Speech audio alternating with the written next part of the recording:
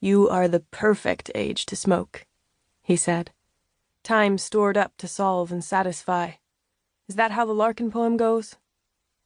"Oh, don't quote poetry. You might accidentally undo me." "I sing the body electric," he cried.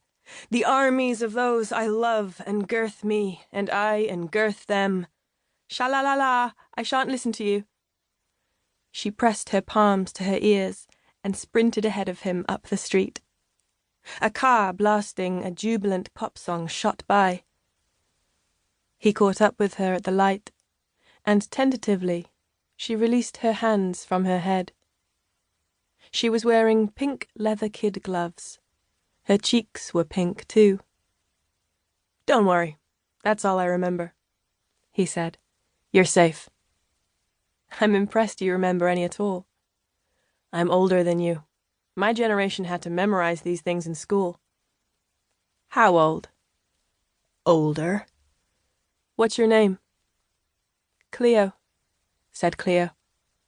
He nodded. "Appropriate." "How so?" "Cleopatra, the original undoer of men." "But I'm just Cleo." "What's your name?" "Frank," said Frank. "Short for nothing. What on earth would Frank be short for?" "I don't know." Cleo smiled.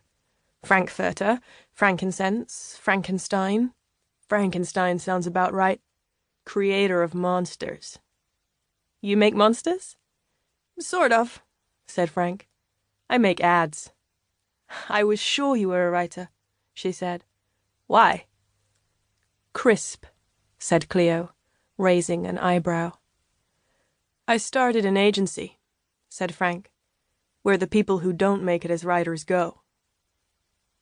They walked until they found the 24-hour bodega glowing on the corner, flanked by buckets of heavy-headed roses and frothy carnations. Frank pulled the door open for her with a jingle. In the bright fluorescence of the shop's interior, they looked at each other openly for the first time. Frank was, she estimated, in his late 30s or early 40s. Kind eyes, was her first thought. They crinkled automatically as they met hers. Long, feathery lashes that brushed against his spectacle lenses, lending his angular face a surprising softness. Curly dark hair, spry as lamb's wool, thinning a little on top. Now, sensing her eyes on this, he ran a hand through his hair self-consciously.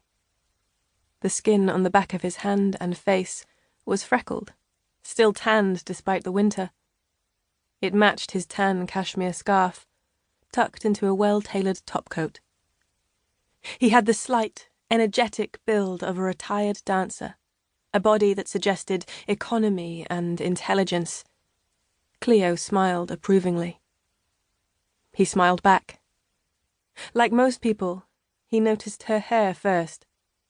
It hung over her shoulder in 2 golden curtains, sweeping open to reveal that much-anticipated first act, her face. And it was a performance, her face. He felt instinctively that he could watch it for hours. She'd drawn thick black wings over her eyelids, 1960s style, finishing each flick with a tiny gold star. Her cheeks were dusted with something shimmering and gold, too. It sparkled like champagne in the light. A heavy sheepskin coat encased her, paired with the pink kid gloves he'd noticed earlier and a white woolen beret. On her feet were embroidered cream cowboy boots. Everything about her was deliberate. Frank, who had spent much of his life surrounded by beautiful people, had never met anyone who looked like her.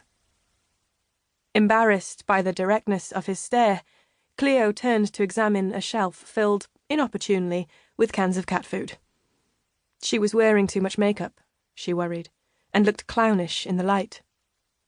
"My brother," said Frank to the man behind the counter. "Happy New Year." The man looked up from his